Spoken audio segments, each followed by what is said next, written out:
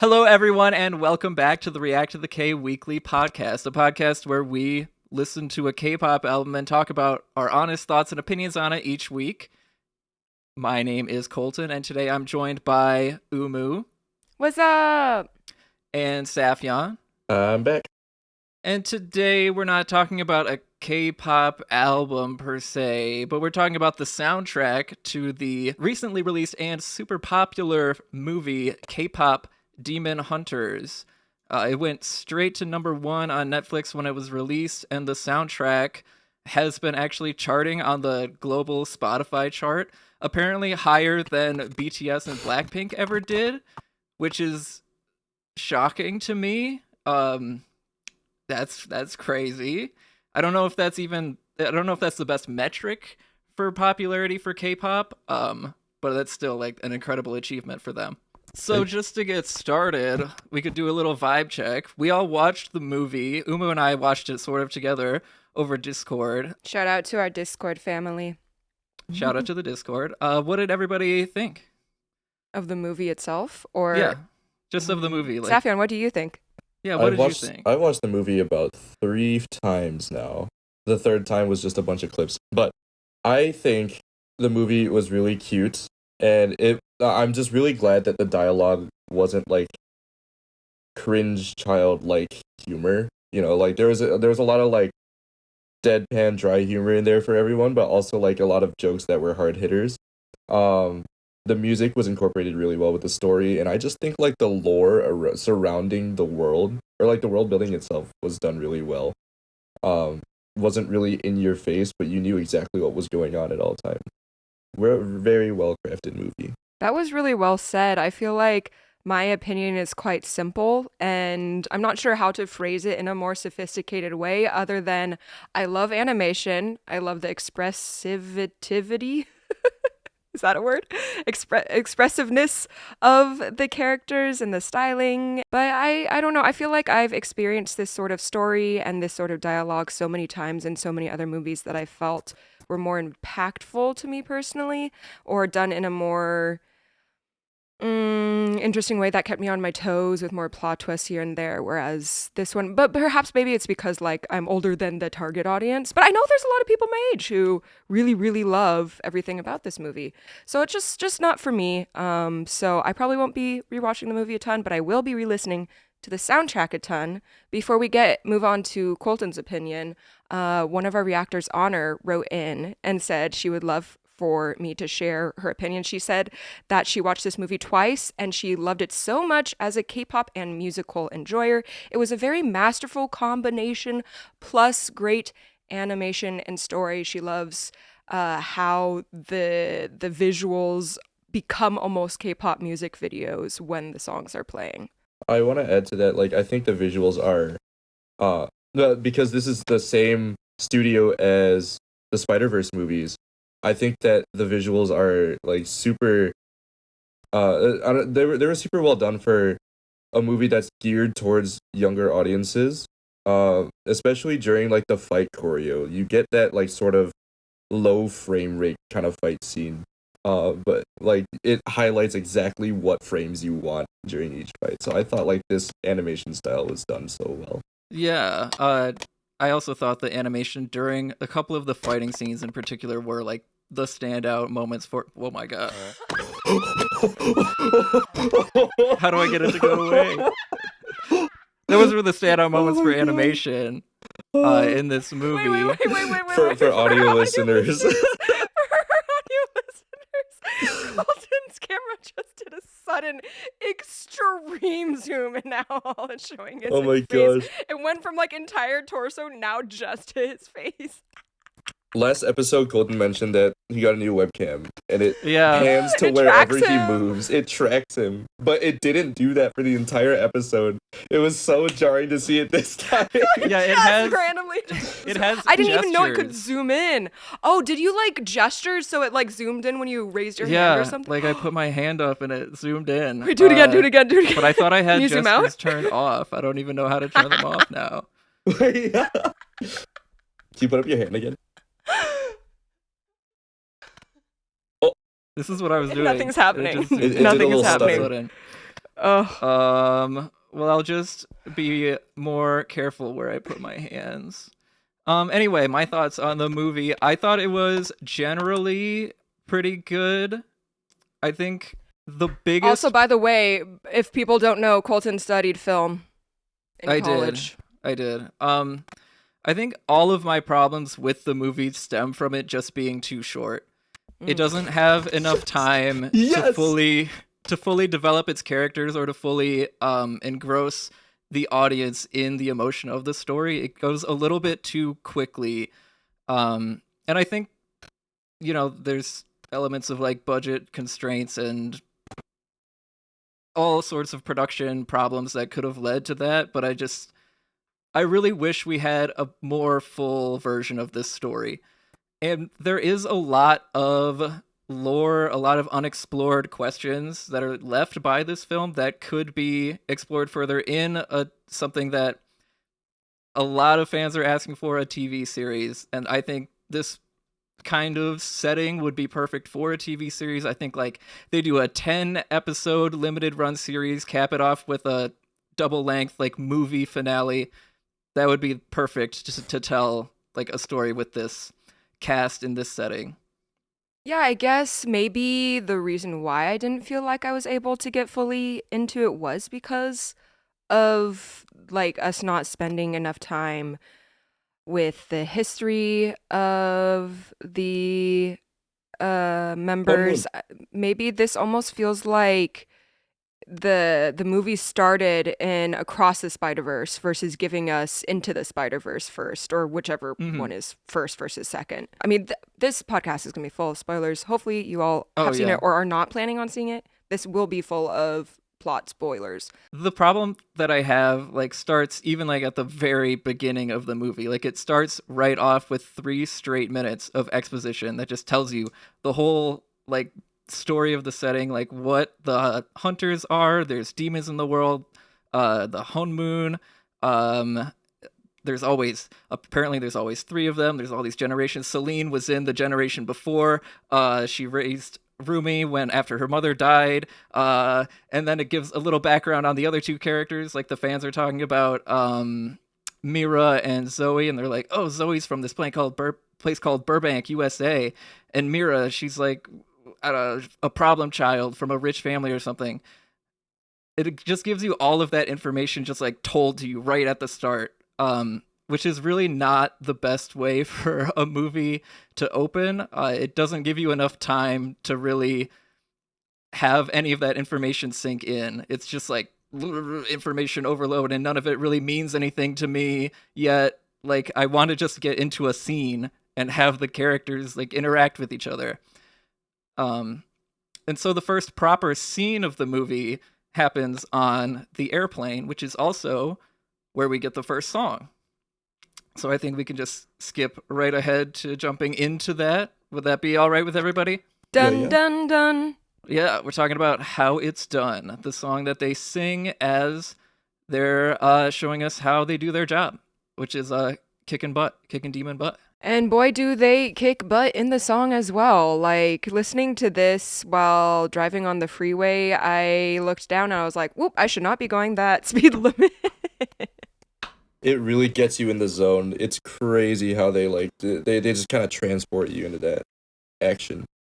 Helped by the very, very, very fast tempo. I was trying to think about, like, are there... Well, I guess maybe it starts double time. I'm not sure whether you guys feel like the common time is how it starts with the subdivisions versus the halftime that we feel in the chorus.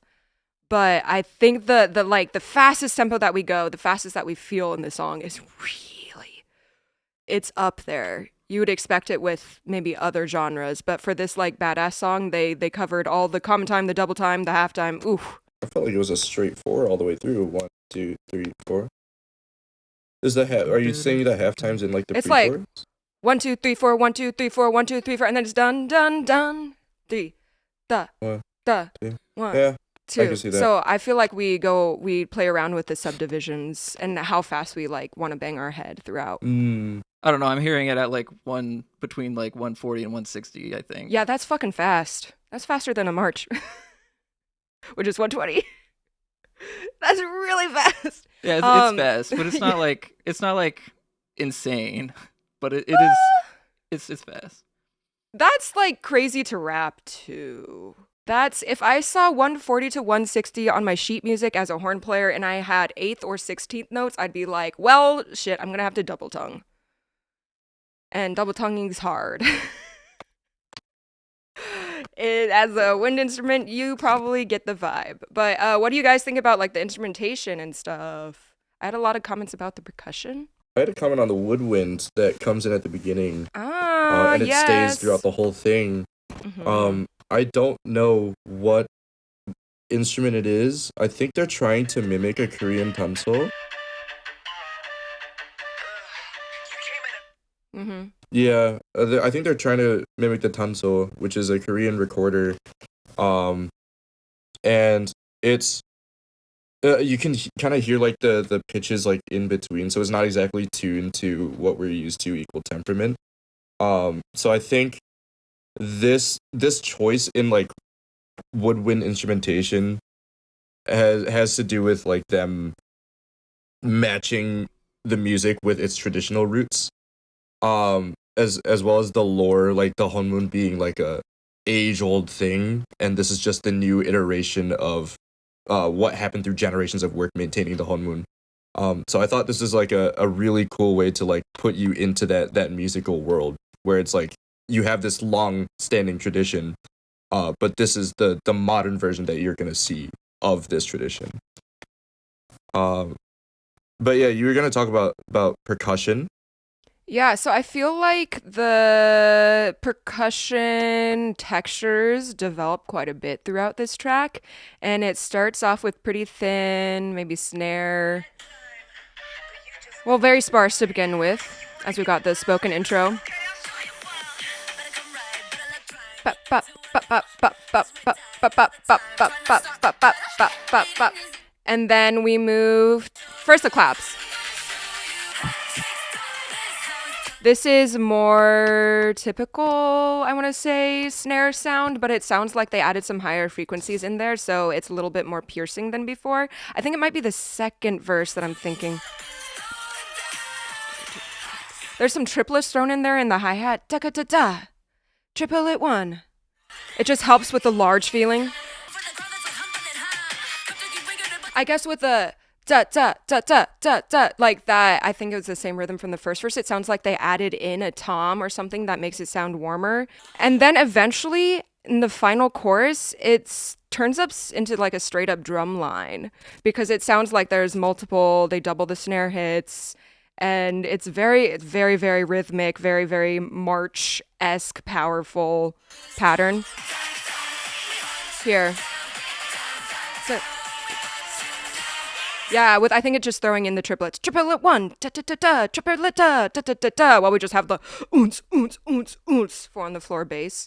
That it's like it's powerful for a reason. We do have militaristic snare in quite a few powerful K-pop songs, but I think that's why this is both familiar and why it works so well to be like a super hyped slaying song that works as both a badass. This is what Honor says. She says it works as both a typical badass boss girl song, but also incredibly well with the concept of the movie and the scene.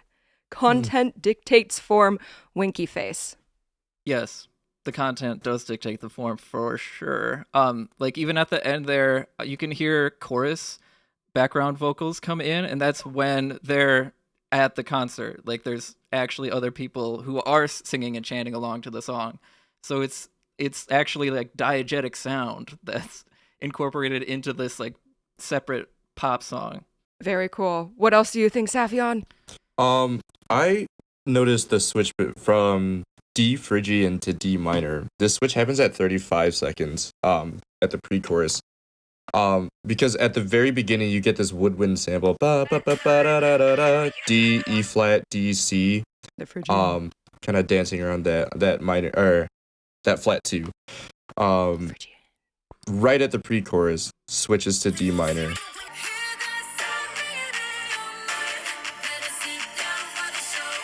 I feel like there's some chromaticism in the background synth, but at least the vocals are no longer singing Phrygian. The background is not exactly tonal within Equal Temperament either.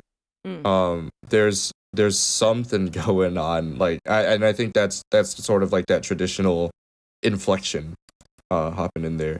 And I only noticed that because I yeah, do you know those covers that I do where it's like Yeah. He does all acapella covers, y'all. yeah, acapella covers of like K-pop songs. So I did one of this song and I was really struggling with like how to kind of sing this one. But I don't know. It's just not within our tempered areas. Slidey. Twice mentioned at 126. They what do they say? 1 in a million. Ah. Do you think they are quoting various girl group songs? Because I did notice a couple other songs that girl groups They're have quoting, released. yeah, they are Yeah. quoting a lot of group songs. They have a line that says "took blood, sweat, and tears to look natural." So is that a BTS reference, or is that just a use of the phrase? I think the director came out to say on a lot of interviews that like most of the songs were mimicking current K-pop group styles. So I think this one was meant to mimic aespa and ITZY, more of like the girl boss kind of. I hear BLACKPINK, Everglow, Baby Monster, KDA, Alexa, and 21.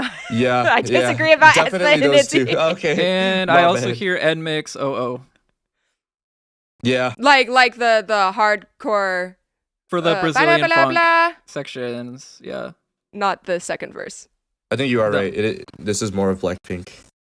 Because of the Phrygian, I feel like there's when it comes to this album, why songs are doing so well is because I think each song really represents what I also personally, or I guess specifically, I don't know if others agree. I think like each song really well represents an area of K-pop, with like this being the girl crush sound. Like we've got like specific bullet points for what the song needs to have, and it like hits all of those. And because it hits all of those in such a highly produced and solid way, like I can't be angry at it, you know? It's just Exactly. like if you're a K-pop fan, you like it because it sounds like K-pop. And if you're not a K-pop fan, you're probably like, oh, wait, this is interesting. This is what pop can sound like. But I can go over some more of those details of like what I think is in like the BLACKPINK, Everglow, Baby Monster, KDA, Alexa, 21 songs that are in this song as well. But I can save that for later if you'd like, because we can go by the titles if you want. I can't find the lyrics. Hold up. Where are the lyrics? Yeah, I don't think there are any intentional references in the lyrics, at least not that I caught. If there is anything that people think is a reference, it might just be a coincidence because there are a lot of K-pop song titles out there. Yeah, True. I think it's purely musical references. Like they're straight up quoting stuff from other songs, which is awesome. Okay, so that is you're saying when it comes to melodies or instrumentation, you think they're directly copying or inspired by? Absolutely inspired by. I was about to say that they do add their own flair, their sort of Huntrick style. The vocal harmonies that pop up, especially in this song, but also like all of the Huntrick songs, they highlight the key words of each phrase with 3-part harmony and even more vocal stacking on top of that. So even That's Red Velvet. Red Velvet. I don't think it's unique to Huntrix, I would argue. Right. So Okay. on top of that, Red Velvet does chord extensions. They do a lot of vocal stacking. So each song is a mixture of a bunch of different styles of groups. Yeah. If the main inspiration of this song was BLACKPINK, then they wouldn't really have those vocal harmonies that like Right, that that's land on the why hits. they take from the like just girl Right. crush period. Let's listen to the most popular girl crush songs and take elements from all of them. Okay. It's interesting that you say Red Velvet too. I didn't notice that with like the like I just thought that was like a Huntrix thing that they wanted to do was like have vocal harmonies on the hits. Something ends that of I phrases. notice whenever I listen to K-pop, are specifically how vocal layers are added in, and they are typically only added at the ends of phrases to emphasize notes. And then it's like if it's during a verse, the harmonies are only added in the final word, and then the harmony continues. So I think that's just a K-pop thing, period. It's like what I wrote into a song that I'm working with, Sean. The one song that I keep referencing over and over, I made sure that was written into the song we wrote as well. I'm like, we got to add more vocal harmonies on that one word. And then, like, make sure it's just a third and a fifth. Like, don't do octaves. Like, I feel like Islet does that as well. A lot. New Jeans. Yeah, it's just what makes a group sound. It's what makes K-pop sound K-pop. I would argue that's just a K-pop element. Yeah. In vocal arranging. I would but agree. I'm curious to hear if you think there is something done in this song that is specific to Huntrix, because I feel like every single thing we can pinpoint to another existing K-pop group, which is why I think it's so successful. I'm not saying that as like a demerit. Yeah, I would agree with you. I don't think there is anything in this song that is like unique to Huntrix. But Maybe I mean, later. I also think that's the point. Like, you're making a movie about K-pop music, so you would want the music in that to sound like K-pop. If you tried to make it sound like its own, if you try to put like your own spin on it, then people are going to watch the movie and be like, but this doesn't sound like K-pop though. I think towards the end, though, they do put more and more of their own spin. Like, as we go through this playlist, it sounds less and less like K-pop to me. Yeah, there are, I would say, 2 or 3. No, there's 2 that I would say are like not K-pop styled. Does Saf But agree? I think that's also fine. Yeah, Oh? Seth agrees. Interesting. They do stay within the K-pop realm, but they are bleeding more into the American pop side of things. I also think just like movie soundtrack. Towards the end, when it comes to instrumentation, come on, guys, of the album. I mean, yeah, they did have to make it match the movie. Yeah. They Because I couldn't didn't really change necessarily feel like let's say like the final song, it sounds more like Western pop. It just felt less typical K-pop trope. I just straight up thought made. there's one song in here that straight up just sounds like American pop. I can't think of a single K-pop song that. Yeah. Wait, Yeah. well, okay, so I watched a video that a fan made of like K-pop songs that sound like the K-pop Demon Hunter soundtrack, and wait, yes, it's Hunter, right? I keep accidentally doing Demon Slayer. Yeah, I keep messing that up As too. an anime fan, I keep actually doing K-pop Demon Slayer. Okay, K-pop Demon Hunter, and there is a K-pop song. There's a very popular K-pop song that actually, once you hear it, sounds so similar. And I was so angry because I was like, this sounds nothing like K-pop. And then I watched this video, I'm like, oh shit, it actually does totally sound like that K-pop song. Oh gosh. We'll get there when we We'll get there. I guess. Yeah. Do you guys have But any others? Maybe you could also say that K-pop song doesn't sound like a K-pop song. True. Do you already know what I'm thinking? I of? don't know what you're referencing, Okay. but we'll see. I think you can argue that. Yeah, that K-pop song doesn't sound like a K-pop song either. But it's cool that it does give really similar vibes to the popular song. I have a couple other comments about like what K-pop elements appear throughout this song, but did either of you guys want to touch on any other subjects first? I guess not before you. What? Yeah. But I've been yapping so much. It's your turn to yap. I am not gonna have much to musically yap about in this episode. For me, all of these songs kind of do the same thing.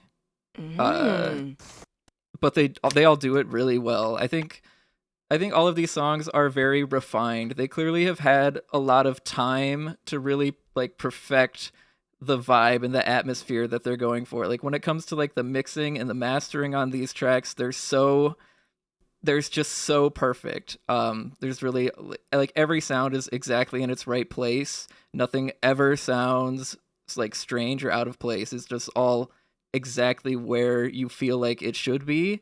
I think it's very comforting. But for me, it's not something that I find it easy to talk about Okay. or to like notice things to talk about. So for me, it's just like, this one has it has a nice vibe to it. It's very well crafted, but there's nothing super interesting for me to say. That makes sense. Yeah. That's also the point of view that I thought of when I was like, oh, could I have our current React panel react to these songs? And I put myself in their shoes. And I feel like from a point of view, if you are very familiar with the K-pop formula and tropes, and you are not a fan of K-pop, I feel like you'd have a similar perspective to Colton, where it's like, okay, it does things, it does it well, but that's it, which is why we may not end up reacting to any of the songs off of this album. I feel like it's best for those who are not familiar with the K-pop, I was going to say forum of K-pop tropes, who will be more surprised by it, who will have a more exciting reaction. But I think at least in this podcast, we'll be able to cover specific details and like analysis, and hopefully at least allow you to recognize maybe some more layers that are happening and going on, or attach certain songs to certain songs. But when it comes to like, whoa, that was a standout moment, they're not as often happening because you kind of see it coming as a K-pop listener. Yeah. But that's why K-pop fans love it, and why K-pop familiars who don't love K-pop, aka the majority of our team, may be like, okay, yeah, that happened. Be like, it's good. It's a good song, I guess. Yeah. And we want better reactions than that, don't we, folks? Yeah. Yay. But are you sure, Saf? You don't want to say anything else? Yeah, I also wanted to touch on like how I guess in all of these songs, like how different the form of the songs are. The what we would call the bridge is kind of inserted between the chorus and the post-chorus the second time around. Because you get the end of the, I'm gonna pull up the lyrics here. The bridge is interrupting the end of the chorus, like how it's done into the bridge. Hear our voice unwavering. You get that awesome high note at the end of the bridge, and you'd expect that to run back into like the beginning of the chorus. But you get the post part where it's like run, we run the town. Just to finish out. And I think that's just how the song worked out in the movie, is that like you got to keep the song shorter in order to fit with the action. Like you have that climactic moment just so you can get that outro and be done with the scene. I feel like K-pop's been doing that a lot more often too. If there is like, okay, you know what? You're right. Like it usually isn't this short, but like K-pop, if there's like initial chorus and then a refrain, or a chorus then a post-chorus, it would go from the chorus to the bridge to the post-chorus, then an outro, or like from the chorus to a dance break if they want a longer bridge. But this time they're like, we're not going to totally spread out the form. We're just going to cut. Sort of the approach that Stray Kids had to God's Menu, when they're like, chorus, bridge, end. Yeah. like we're making it clean, we're making it short. So yeah, that's definitely a K-pop thing, except K-pop just makes it longer. And in this case, it was like, yeah, I guess so. It isn't just 1000% music in the movie. They have more time for dialogue. They're like, let's maybe not do a dance break. Yeah, because you have to match it up with the fight scene and everything. But yeah, the instrumental breaks that they do have are short and sweet. Yeah. The layering at 150.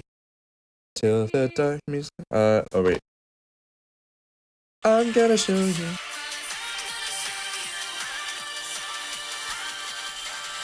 Range, sus chords. The first hold, I'm gonna show you, on you, they add another note. So there are two notes right there. I thought that was a neat use of like subtly sliding in a sus part of the chord. Instead of keeping it strictly 3-part harmony, like they're sneaking in a little bit more. Cool. That's all. And crazy high note. yeah.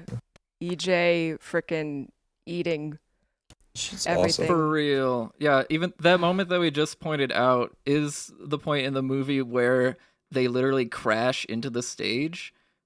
But this is actually the most ridiculous thing that happens in the whole movie, and it happens right at the start, which is that they just jump out of an airplane with no parachute or anything and just crash land on the stage, and they're Like just Wonyoung. totally fine. Yeah. And like Wonyoung. If Wonyoung can do it, they can do it. Well, Wonyoung crashed onto the airplane. No, that was the meme. Oh, that was the meme. Did she even land in the video? I don't No. remember. No, she didn't. So maybe she did have a parachute. But Yeah. Oh my gosh. But yeah, I guess that just shows how strong these characters are. They can just jump out of an airplane and be fine. Yeah. Yeah. And True. nobody will question it. Yeah, they're So just true. as powerful as EJ's vocals. And then her high note at the end of the bridge when it shows it shows two of the fangirls like looking at each other and going, "Oh." That's how I felt when I heard that the first time. I was like, oh my god, there is gonna be good singing in this movie. Oh yeah, and doesn't she also end? Is this the song she ends with a super high too? Yeah. The Yeah, Crazy. that, like oof. after this song was over, I felt very assured that the rest of the movie would have high quality vocal performances. Yes. Honestly, Yeah. at this point, I'm like, do I need to go back in and point out every random detail that reminds me of another K-pop song? I think we can skip it. You can speed Yeah, I run think it. that's fine. It's just like there's like every production element you hear in this. There, it's something that K-pop likes to do, and it's done for a reason. It's done for the drama. It's done for the suspense. Whether it's the textures are changing or where exactly your head is bobbing, where the melody like soars up or fades away. Like at the very end, the speed, not the speeding up, but the 4 on the floor, with the kick drum, we must kill this love, yeah, the true, right? Like a K-pop song's done it before, and therefore that's why this hits so hard, because it's just like combining all the success together into one song, and it's just amazing vocals, fantastic It's just production. why it works. Like satisfying. It works so well. I'll tell you, like, my first watch of this movie was with a K-pop friend and a non-K-pop loving friend. And both of them will not stop listening to this soundtrack since they watched. We watched it about 2 weeks ago, like 2 days after release. Like, there's a reason it works so well. It's awesome to hear. I mean, I'm curious to hear like a couple of the points that you have, like some of the burning points. Well, all right. Second verse being fast triplets. Very Baby Monster. Is it sheesh? Because they go da da da da da da da da da da da da da, or whoever does that. I think there's also a Lisa rap where she like kicks and then she's like da da da da da da da triplet triplet triplet da. Da da da da da. Oh, that's it. That's how it goes. Da da da da da da da da. So just having the fast-paced triplet rap verse, I'll play it so y'all can hear it. It's going to happen at... Oh, I didn't give myself a time code. Let's see. Okay. And even this moment here, in a lot of K-pop songs, to bring the energy into a new area, we've got a high or low pass filter on an instrumental that is soloed, so an instrumental line. So we go from the chorus and then we have the flute, do, do, do, do, but there's also this going on in the background that just kind of takes you, transports you, and it's like new section. And so now we've got the iconic triplets.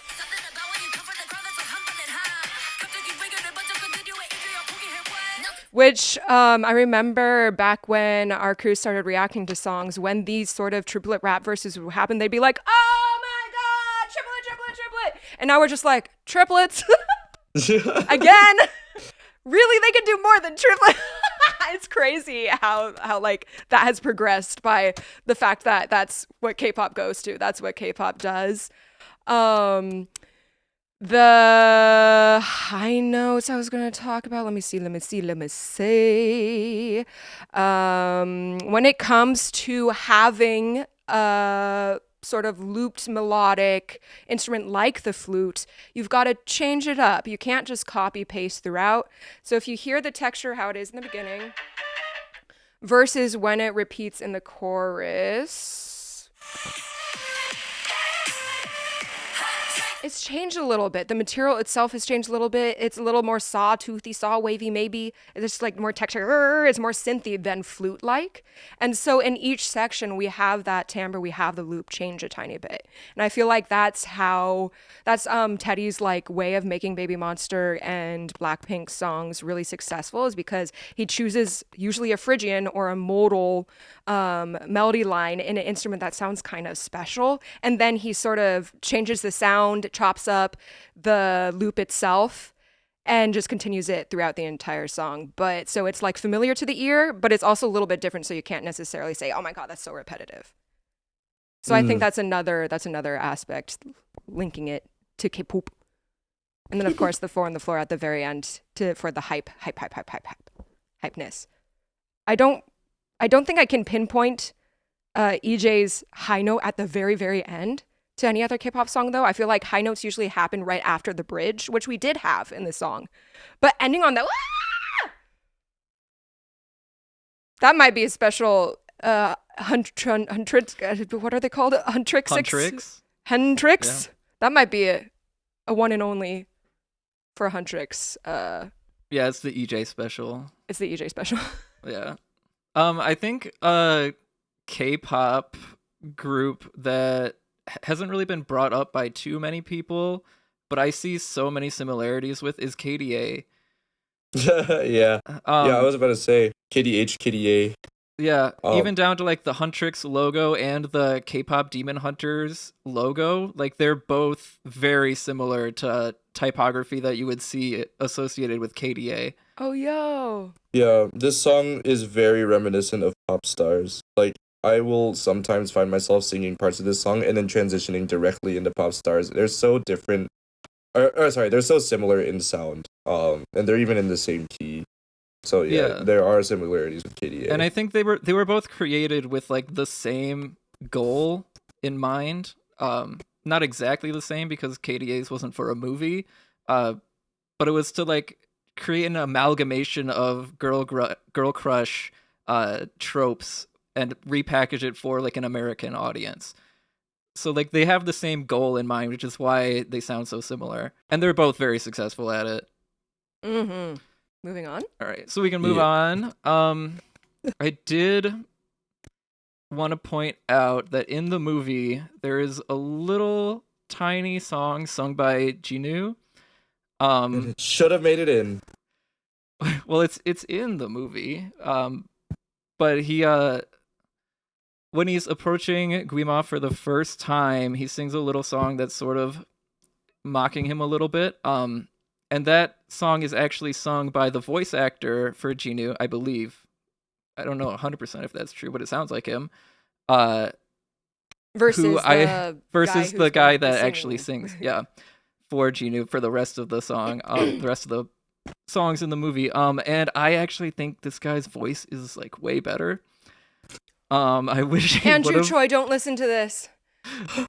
Close your ears. It's my personal preference, but I just love how much thicker and fuller his voice sounds, and I wish we could have heard him in the rest of the soundtrack as well. But I can understand why they would pick someone with like a thinner, higher, more like boy tenor groupie K-pop, yeah.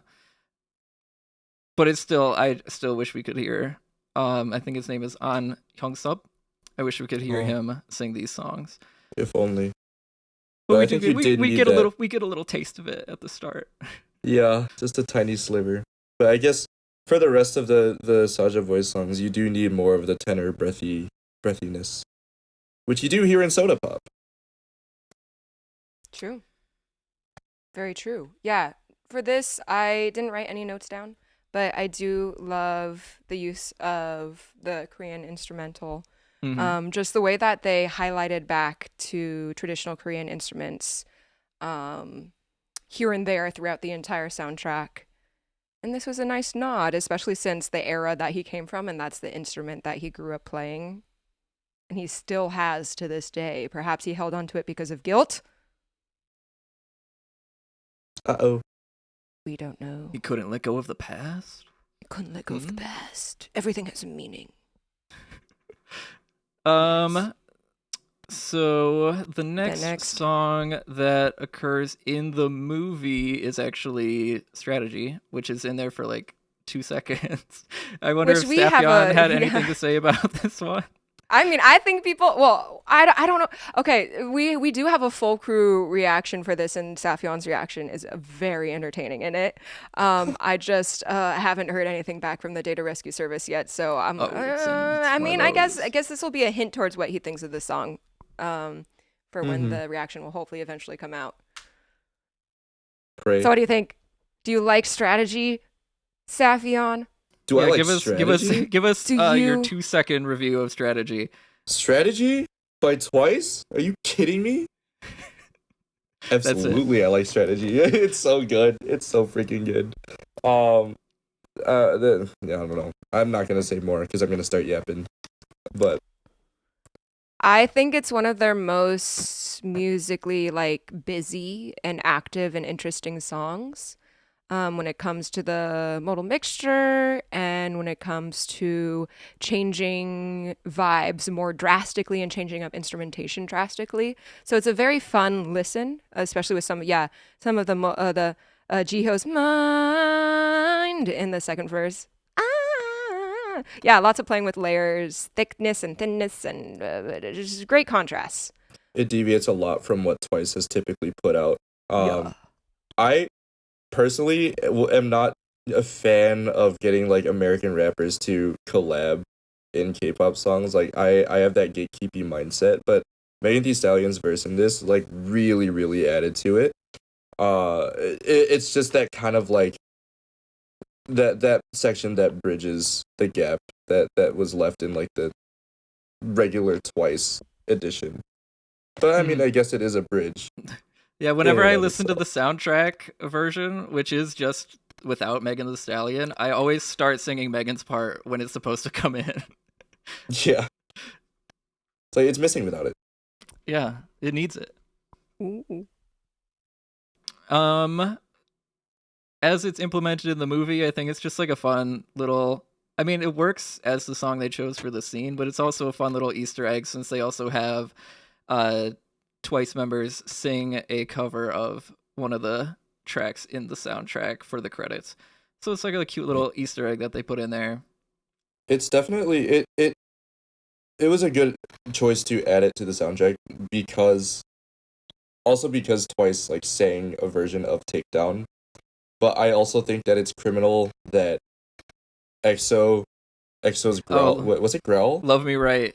Love Me Right. It's It was not Love Me in Right. it's not Yeah, on the it's soundtrack. criminal that it wasn't in the soundtrack, even though that Mm. was used for like 2 seconds as well. It was used just as long as Twice was. I don't know. Maybe SM just didn't want to let him have Didn't it. come to an agreement. Yeah.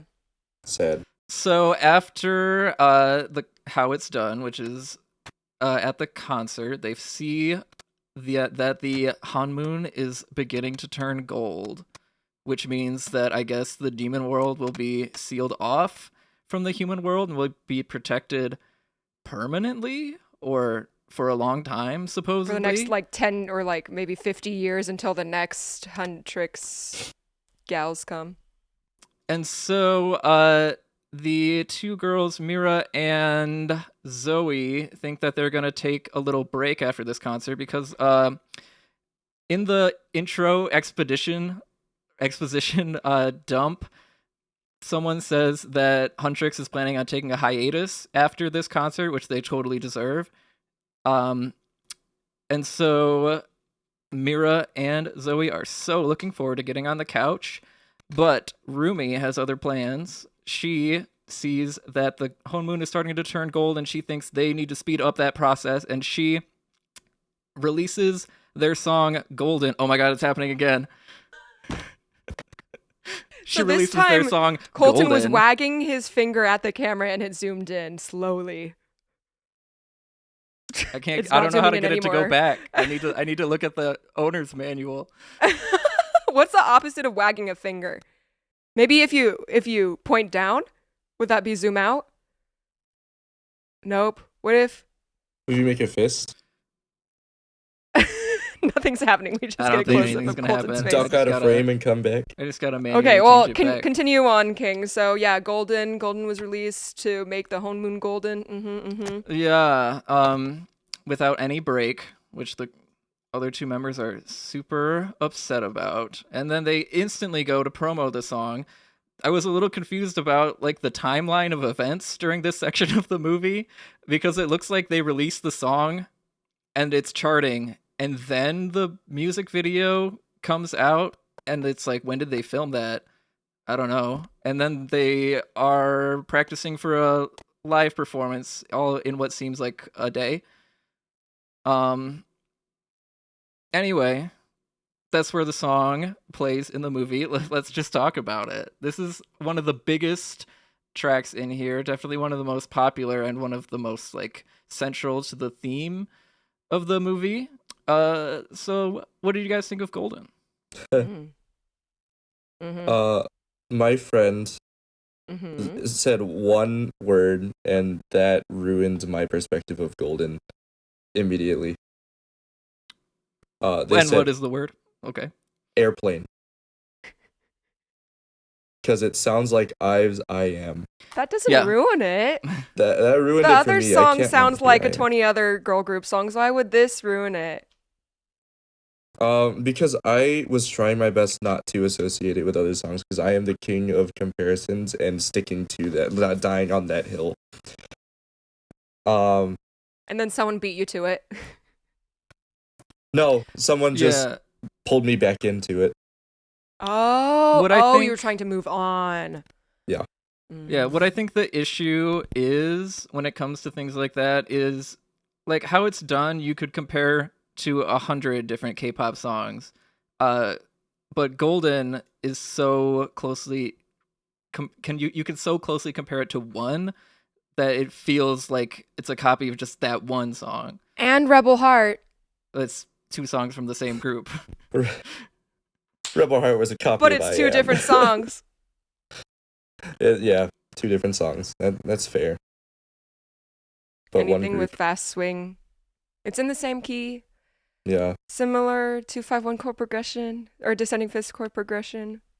So fun They fact, took- today, Yeah. Mixed Lily posted a cover of her doing it. And I was like, this is probably the only K-pop idol. Yeah, the only can- one Dude, that I could was even do actually it. thinking Cover of that. it. I was driving back from LA listening to the soundtrack. I'm like, what K-pop idol has the chops to do like any of these songs? And I was like, I can only think of Lily. It would only be Lily. And she did it really freaking well. I'm going to go listen to this after this. Yeah. Mm. My biggest thing with this song was the 3/4 at the beginning. Oh, that I heard transitions into 6/4, but Oh. Oh, because so we don't have any percussion, so the only thing we can rely on to count is this like vocal chop, ducka ducka ducka ducka ducka ducka ducka, something like that. Duck duck duck duck duck duck duck duck duck duck duck duck, something like that. Is that what you're saying? Like the song begins and ends with a different meter. yeah, that's Yep. exactly what's happening. Okie dokies. I just thought the rhythmic hits were emphasizing something else, though it's syncopated and tricks you and blah blah blah blah blah blah blah blah. This is what I wrote in my Oh, Whoop. oh, looks like you got a. Oh no. So how about you screenshot it, Safian? How about you screenshot it and send it to me, and we'll add it in. Wait, let me just Oh, it there we is. go. There we go. see it. Okay, folks, it's a 3/4, 2/16, 1/8, 1/4, 2 That's that close to the rhythm? 16th, but the 16th is tied Whoa, to wait, that another shouldn't be a 16th, quarter. which is to an eighth. It shouldn't be a yeah, quarter. it shouldn't be a quarter, but my my app kind of messed that up. Sorry, one more time. This is this is what it should there we look like. go. Okay. Sorry to our audio listeners. Da, da, da, Yeah. da, da, da, da, da. And I thought this was repeating, but I Yeah, can it see why you is. think it's 6/4. I just felt it more like a longer phrase, but it's fine. It's like the same thing. Yeah. Same thing, folks. If you times no, I'm not gonna explain Yeah, it. it kind of works. if you're really good at math, you might think that 6/4 and 12/8 should be the same thing, which is the 2 meters that this song is in, but they're not. So that's confusing. So when we get the 4 on the floor, that's when we go back to 12/8, where you can go 1, 2, 3, 4, 5, 6, 7, 8, 9, 10, 11, 12. 1, 2, 3, 4, 5, 6, 7, 8, 9. Count with us. 1, 2, 3, 4. Oh God. Yeah. I've forgotten how to count. Hold up. 4, 5, 6, 7, 8, 9, 10. 1, 2, 3, 4, 5, 6, 7, 8, 9, 10, 11, 12. 1, 2, 3, 4, 5, 6, 7, 8, 9, 10, 11, 12. 1, 2, 3, 4, 5, 6, 7, 8, 9, 10, 11, 12. It's hard or to the hit that easiest way 11. is just do 1, 2, 3, 4, 1, 2, 3, 4, and you just feel the triplets in the bass. Yeah. Yeah. Which, if you break down to the bones of IVM, that's what's happening there as well. On the floor with the synth in the background doing the triplet subdivisions, and even like the da da da da ha, and like where the vocal harmonies, where the vocal arrangement comes in, that's also very Ive. That's a direct correlation to I Am. In 14 seconds of I Am by Ive, those ha's actually do. Oh, come the in. ha, they actually go ha. Well, pretty similar to it. Let's see. Oh, they do ah, but not ha. Huh? So it's a little bit different. Yeah, Golden is more articulate. Yeah. And I think if you keep going, you'll hear it. Keep playing I Am? Yeah, I could be wrong. Okay, never mind. And something I really appreciate about these ha's in Golden is that they're actually not just ha's, but they're part of the lyrics of the song. Like when I first was listening, listened to it, I just thought like it was just a ha. Yes, cutie. Sorry, Okay. my dog distracted me. I thought it was just like a little ha embellishment that they were putting in. But then when they repeat or the same phrase but in English, she's actually saying a word there, and I was like, oh, that's such a cool way to write a melody. Just very interesting. Yes, because usually like they don't even think or say anything about like, even when it comes to like writing the lyrics and stuff, they completely ignore whatever the background vocals are doing. So that's fun. Yeah, but they're not even background vocals. Like they seem like they're background vocals, but they're really just part of the main vocal. I don't know. Sorry, I'm so really distracted right now. Okay. Yeah, there are just on top of that, there are so many more parallels with I Am. The dichotomy between E minor and G major. Back to that whole debate on what key that freaking song was in. Okay, I think I Am was more E minor, but Golden is like here it's leaning towards G major. Okay. But there is that like dichotomy, like where exactly does it lie? They use like pretty similar progressions to I Am. The meaning behind the song I Am is like developing your own self. Golden is about developing your own self, like where you came from the low, and then getting up here. I wrote good luck dancing with all those high notes. Yeah, I also like that's another they thing that's similar with ahead. I Am is it being really the high. notes. Yeah. I was about to say like, or no, I wasn't about to say, but another thought that came to mind was that like not many K-pop groups that sing in this high of a register, and then I was like, wait, Ive. Yeah. Never mind, Yeah, Ives exist. Yeah. Like they also don't stray away from. Oh, y'all, I really tried to belt along with this song. And guess who woke up with a sore throat? Oh no. Y'all, don't try and belt. Just switch into head voice. It's not Just worth switch into it. falsetto. It's not worth the trying. It's really not. And I didn't even sound good when I was belting it. So take it from me, please. Don't try. Gosh. But what I was going to say is, so like one of the differences between I Am and this song is how rhythmic it gets when we go to like part 2 of the verse.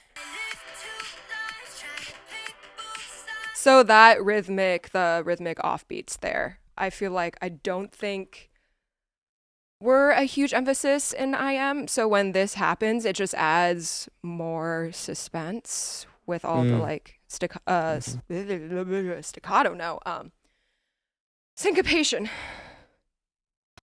All the syncopation in that part. Da da da da da da da da da da. Yeah. Yeah, it is offbeat, right? Yeah. It's. Yeah. I can't. I don't like offbeats as a horn player. When it's in the music, I'm like, ooh. And then, yeah, we continue and build suspense. Triplet, triplet. And then, of course, this is back to the IM arrangement, right? Yeah. It's Isol's part. Yeah, no percussion, just really legato, full synth sound in the background. But if you guys don't mind me switching to this melody and what happens after the bridge. Go for it. What do you mean?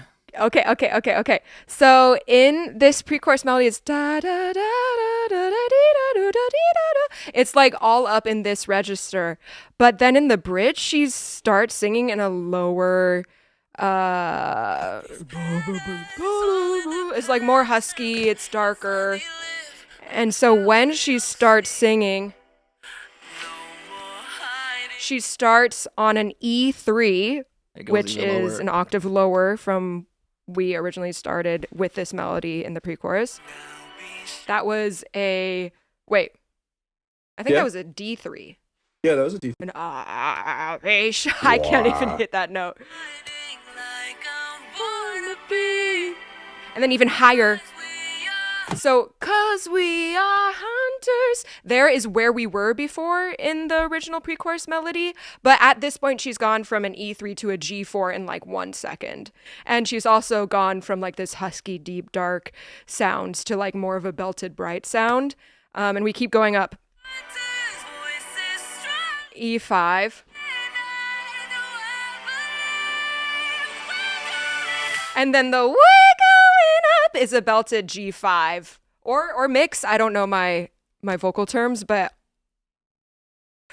just because of that one moment, how much you can have all the same notes. This is all the same notes as the other pre-choruses, but appearing in different registers, and that makes all the difference in building suspense and momentum. And this totally makes the song for me. Like, it's like one of the most standout moments in this entire soundtrack for me. It's so gorgeous. Like those notes are low, and like that's how? How is the same lady that's how going can she like, sing that low and that high? I mean, she does have a naturally lower tone. And I really appreciate when she hits those lower notes. It's just surprising to me that she can also sing so high and have it not sound awful. Satisfying. Yeah, really satisfying ending. My biggest note for this song is that if a actual K-pop group actually released this song, the company would be boycotted for this line distribution. Absolutely. Mira and Zoey have one line each. Yeah, I mean, that's the same with what it sounds like. Maybe that's why Rumi wanted to push this song out so fast. Oh, it's because her, she it's like wanted her that solo. Spotlight. Takedown actually shows off the entire group a little bit more. Wait, you're telling me Huntrix is 3 people? I feel like maybe the vocalists or like the other members recorded some of the background harmonies, and then it's just EJ's voice that was like in the front. But it's very much a Rumi solo song, it feels like. Yeah. Even though narratively this is supposed to be like the group's big single that hits #1 and like is twice as popular as Twice's song Strategy. Oh, did they show that on the chart? Yeah, they showed on his phone. It was like twice as popular as #2, which was Twice. Oh my god, that's crazy. That's crazy. Ugh. They would never. I'm ready to move on if you guys are. I don't know if you caught if you caught the Twice and Meow Easter eggs in the movie. They had the posters outside their green room or outside their dressing room. Oh, did anyone notice the New Jeans Easter egg as well? Where some of the fans had Huntrix merch that was them as Powerpuff Girls. Oh, Continuing the story, EJ Mm. belted way too high and broke her voice, which is why Rumi is struggling to sing. Which is And also she, funny because in the movie it sounds like they had to auto-tune the break. It's like they took the fully recorded song and then auto-tuned it to be incorrect and then just cut the rest of it. I'm like, that does not sound like an actual mess up. right. But okay, continue. yeah, I think it's like a hard cut from Yeah. the actual take into like maybe even somebody else's voice breaking. But anyway, moving on in the story, her voice is broken. She can't sing anymore. So Zoey suggests that they get some tonics from a doctor. Because Rumi couldn't find the tonic. Got him. Good one.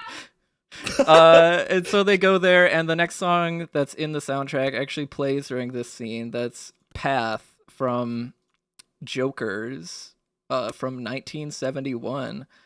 I don't really want to do like a deep discussion on this song just because it's just kind of an incidental track. But I thought it was cool that they would throw in a really old Korean song just into the soundtrack. I thought it's cool that they would do that just culturally.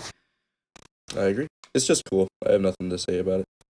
I third that. What is that? Maybe you could have like a conspiracy theory where like that was probably a past group that sealed the moon or something. Well, they're men, so no. It's always three women.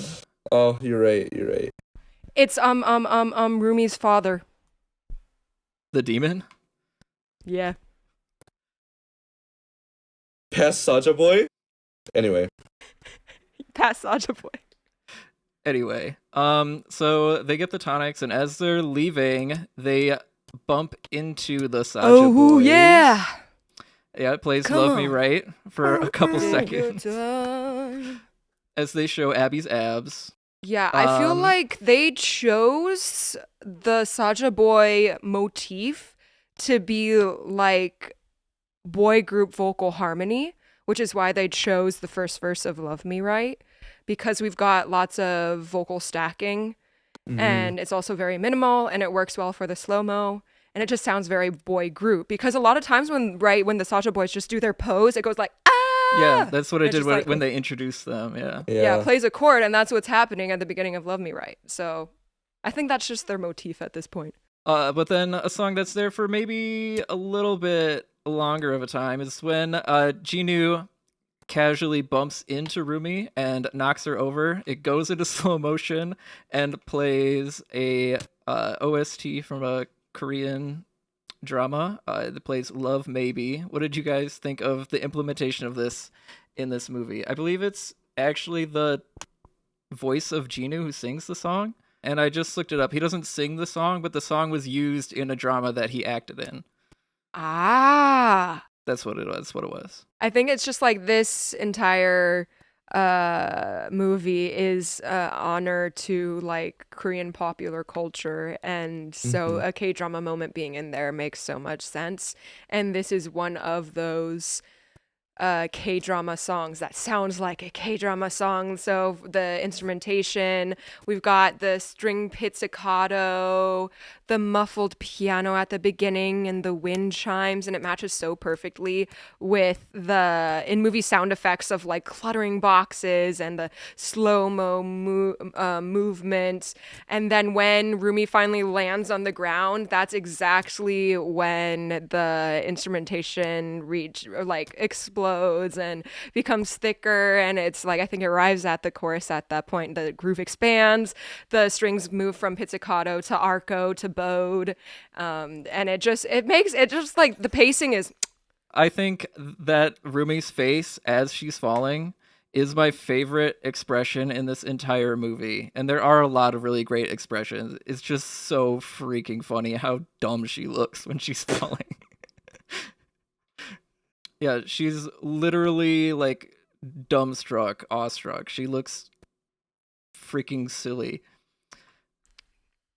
And it's not super exaggerated, which I think is what I like most about it. It's like a realistic expression that someone could actually do. Which Anyway, then leads us to... sorry, I was looking at it. Colton was reliving the moment of the silly, dumb facial expression. Lamau is so funny. Anyway, moving on. So after Jinu bumps into Rumi, it seems like it's going to be a romantic moment where he helps her up, but he doesn't. He just brushes himself off and says, "Watch yourself," which is like, oh my god, the drama, and walks off. And then, as the girls are exiting that alleyway, they see a puff of smoke, and from that smoke emerges the Saja Boys again, and they begin to perform their song Soda Pop. I initially, when I was looking at the trailers for this, I thought that this was sort of like meant to be like a parody song, sort of like a satire, just because of how vapid it seemed to me at the time, but I guess it's not supposed to necessarily be treated that way. Really? I thought it was. I don't think it's supposed to be a parody, because I don't think it's supposed... I think it's just supposed to be a straight recreation of this type of boy group song. I guess so. Yes. It's just like... It's like, bubble gum pop boy group sound with zero shame. Yeah. Yeah. Zero shame, and they Zero know that, shame, which no is shame. why it can maybe come off like as a satire, and I don't mind viewing it that way either, because it's like it feels just so exaggerated, but it also, it's like another one of those that like checks all the bookmarks, bullet All points, the boxes. What does Safion feel about this song? I completely agree. I straight up compared it to later BTS, as in like the Butter era, or even the parody of BTS Sample of My Pasta done by Bad Lip Reading. I don't know if you guys have heard of that one. I have not. It it sounds like BTS and parodies of BTS that already exist. So I think that's hilarious. I liked the ambient, like soda / pouring / fizzy noises, the little pop tab on the can. So it was that's another example of like super exaggerated right at the beginning, right there. Yeah. And it's kind of like they spammed the soda sound throughout. Like, I feel like the soda sounds never go away. They're like, we're going to put the sound, the ASMR sound of opening a can and the bubbling and the drinking and the cans and more cans, like throughout the entire thing. And I mean, I'm not mad. I'm not mad at that at all. Because typically in K-pop, you start it off, you like that sound starts off the thing and then it disappears forever. So I'm kind of happy that they kept it in. Yeah, and I think it's incorporated into the mix in such a way that it's not really distracting at all, which it very easily could have been. Colton, what genre would you call this? Because hearing this like opening synth sound with the soda, dum, dum, like the rhythm, the timbre, I'm like, this is transporting me back somewhere that I'm not fully confident about. The first thing that came to mind was something like Tropical House. Yeah. I also wrote Tropical House. I was hoping you wouldn't ask me about this one in particular, because it is Trop House, is what you would call it. But it's also so popified that it almost has become like pure pop to me. Gotcha. Yeah, this is like this song starts as like the background music that you'd watch like maybe like an SNSD music video, and they're hanging out with a guy, and muffled in the background is like boop, boop, boop, boop, boop, boop, boop, boop, boop. And just like I think it's the beginning of Girls' Generation, I Got a Boy. If Party by Girls' Generation had a guy in it, that's what this song would be. That song already is sort of tropical. Yeah. Yeah, what's funny is you can compare this sounds to basically boy or girl group summer songs. boy group is definitely going maybe for a more youthful vibe, but I think this covers, because of the synth rhythm and timbre, covers the beachy, the freshness of a beach summer song. So I heard, like, if we are comparing this to groups, I think it took inspiration from NCT Dream, 17, TWS, TXT, Astro, and later BTS. I loved the elements of the little chromatic elements that we have throughout this song. So we hear right there with that whistle. And then I think right before the first verse comes. Yeah. Like those little transitions, especially when they come back more in full in the second verse, was giving me Red Velvet Lucky Girl vibes. Specifically the time in Lucky Girl where they quote the dee da da da dee da da da da da dee da da dee da da. It's just like a little circusy, quirky moment that I think does fit really well. Maybe like 101's more beachy songs, or what's the boy group after 101? Zero Base? What? Yeah, Zero Base One. Some Zero Base One sprinkled in there as well. I feel like they have a lot of refreshing music too. But we can dive more into, because I think we play around a little bit maybe with the mode, or at least chromaticism in the second verse that really caught my ear. Yeah, first verse is C Mixolydian. It plays a lot with flat 7, but everything else is the major scale. Yeah. So, and that Mixolydian is a key that I feel like a lot of summertime fresh songs are released in, and then also boy group debut songs are in Mixolydian. For example, a lot of Kick Flip's first couple of songs are in Mixolydian. Mixolydian, yeah. Yeah. So this is C, and then I'm still hearing this. Oh. Da, da, da. Flat 6. So yeah, it has a flat 6 and flat 2. Yeah, just to play with that minor 4. There's just a bit of modal mixture, but I wouldn't call that a sharp 5. Okay. Flat 6. And then right when it modulates right after that, I think it's a straight up major scale. Yeah, I hear, it holds out a G. Even though we're in C, it holds out a G, but then we go up. Oh! But they use that C as a direct modulation. They modulate via the 5. So they're da da da da da da da da da, and that's when you can tell they're about to change. Baby. Yeah, and then right. Yeah, and the phrase right after that is the modulation. So they hold out, baby. Baby. Here's the modulation. Just go straight up. Right there's the new key. They're using the 5th scale degree of that new key. So right there, A flat. Oh, F, A flat, so it goes from 5 get. to 5. Thank you. I needed like a refresher on how music works, so I really appreciate Sensei. I really appreciate. I needed that, because I was like, I don't get, because I thought you were saying it modulated in the second verse, and I'm like, I don't think that happened. Still is it's still the very end of the second verse. I would argue it's at the end of the bridge. The bridge happens. So you're calling that ba ba ba ba ba ba da da is the bridge? Yeah. So like, okay. This rap verse, I would call. Because they don't have a chorus in between. Is this one of those cases where they went from chorus to bridge? No, they went from chorus to verse 2 to bridge. Well, we could also maybe at this point argue that rap verse was bridge part 1. What are we even talking about? The rap verse is verse 2, and then it goes to the bridge. Yes. Okay. Because verse 2s are usually a direct contrast, but not a change in genre. But this was a complete change of genre. This rap verse. It's a rap verse within the same genre, no? No. Did you hear this? Wait, did this? The instrumentation changed, right? This is different. We never had this trap before. This trap groove, nor did we have this exact. How you like that? I don't know what we're even arguing about at this point. We're arguing whether the rap verse is a verse or a bridge. Why would the rap verse be the bridge? It doesn't. Thank you.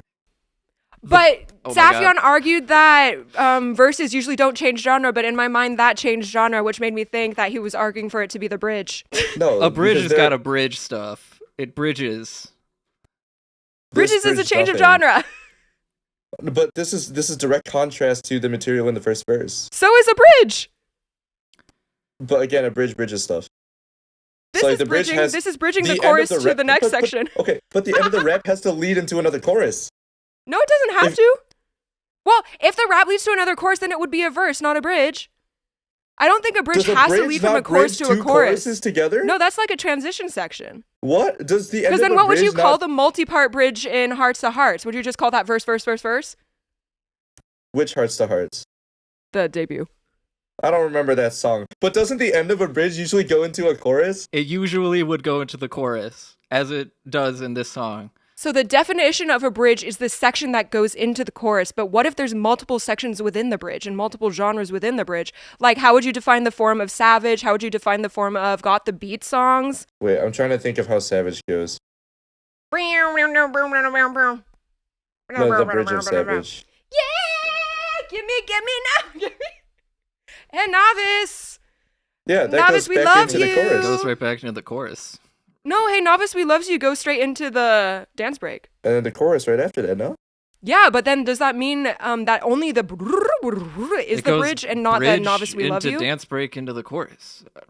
Yeah, so why can't we am I call crazy? this bridge into the chorus? Is there Why a would you dance build break two here? bridges and not just call one of them a verse? Why not call the Espa Savage? Okay, I surrender. I'm waving a white flag. Where did we go? I surrender. I feel Let's like move this on. song has such a straightforward form, and we've been arguing about it for so long. That's Well- what I'm saying. It's just like when you have a rap verse, you expect a chorus right after, but no, we went to the bridge right after, which made me think that it's part of the bridge because I it's think this goes to the point that I made earlier that these songs aren't exactly the typical pop form. It just has to fit whatever scene's going on in the movie, and because the movie's so short, these songs have to be shorter as a result. So I mean, it makes sense that we're arguing about the form, but I mean that's unfortunately how it is. That is a byproduct that like the form is not the typical. And I think yeah. Umu's frozen. Am I? I don't think so. Not for me, anyway. I'm moving. Okay. I'm moving. Oh, now you're moving for me. Okay, Sorry. great. Are there any other elements that you guys wanted to talk about in this song? My final note for this song was no bridge. But there is a bridge, though. wrong! We just listened, or I just listened to it on my own. It's there. It exists. I thought it was two sections of verse 2. But okay, let's That's leave another the way ar- of viewing it. Yes. Okay, great. There are different viewpoints. Let's leave the argument there. Why would you call it? Why wouldn't you call it a bridge when it so clearly bridges into the final chorus? I don't understand. I guess there wasn't technically a it doesn't go to the pre-chorus material after the bridge. Wait.